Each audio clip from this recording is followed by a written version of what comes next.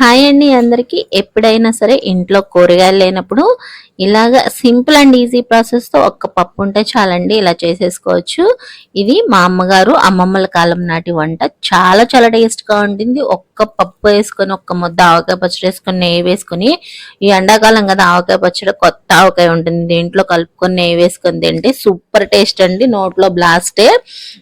ఇప్పుడు మనం ప్రాసెస్ లోకి అయితే వెళ్దాం. ప్రాసెస్ లోకి వెళ్లే ముందు మన ఛానల్ ని ఫస్ట్ టైం చూస్తున్న వారు సబ్స్క్రైబ్ చేసి లైక్ చేసి షేర్ చేయండి. బాక్స్ బద్దలు అయిపోవాలి, ఎందుకంటే మీరు ఇచ్చే లైక్స్ కామెంట్స్ తోటి నేను ఛానల్ గ్రోత్ కోసం వెయిట్ చేస్తున్నాను. ఈ గ్రోత్ అనేది మీ చేతిలోనే ఉంది కాబట్టి కంపల్సరీ ఒక లైక్ అయితే ప్రతి ఒక్కళ్ళు ఇవ్వండి.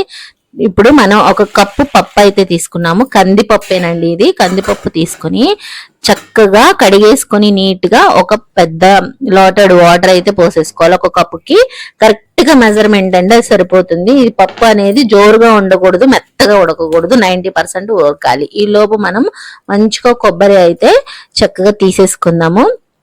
కొబ్బరి తీసుకునే లోపల మనకి ఈ కొబ్బరిని చక్కగా 10 నిమిషాలు ఫ్రిడ్జ్ లో పెట్టి తీసానండి, అందుకే చక్కగా నీట్ గా స్పూన్ తో తీసినా వచ్చేసింది. ఇప్పుడు మిక్సీ జార్ లో వేసేసుకుని పట్టులాగా చక్కగా ఇలా తీసేసుకోవాలి. లేదంటే మీరు తురుముకుంటానంటే చిన్న చిన్న ముక్కలు కాకుండా చిప్పలాగా కొట్టుకొని తురుముకోవచ్చు. చిప్పనే ఇలా తీసుకుని తురిమేది ఉంటుంది కదా దాంతో. ఇప్పుడు 90% పప్పు అయితే ఉడికిందండి. చక్కగా వాటర్ అనేది నేను చెప్పిన మెజర్మెంట్ తో వేసుకోండి, సరిపోతుంది. పసుపు, ఉప్పు, కారం అయితే యాడ్ చేసుకున్నాము. రుచికి సరిపడినంత ఉప్పు, స్పైసీకి సరిపడినంత కారం, స్పూనున్నర కారం పట్టింది. ఉప్పు అనేది 3/4 స్పూన్ పడుతుంది అనమాట. అలా వేసేసుకొని మనము ముందుగా మిక్సీ జార్ లో వేసుకుని కొబ్బరిని కూడా దీనిలో యాడ్ చేసేసుకుని ఒక్క 2 నిమిషాల పాటు ఉడకనిస్తే సరిపోతుందండి.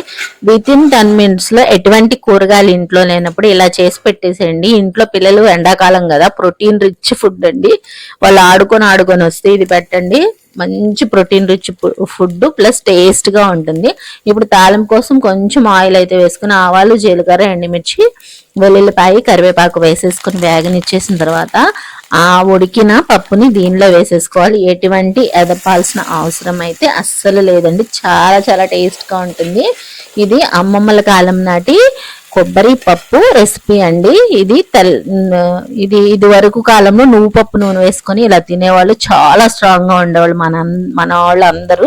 మనం కూడా అలా స్ట్రాంగ్ అవ్వాలంటే ఇలాంటి వంటలు పిల్లలకి చేసి పెడుతూ ఉండండి, సూపర్ గా ఉంటుంది. బాక్సులు బద్దలైపోవాలంటే మీరు ఇచ్చే కామెంట్స్, లైక్స్ తో.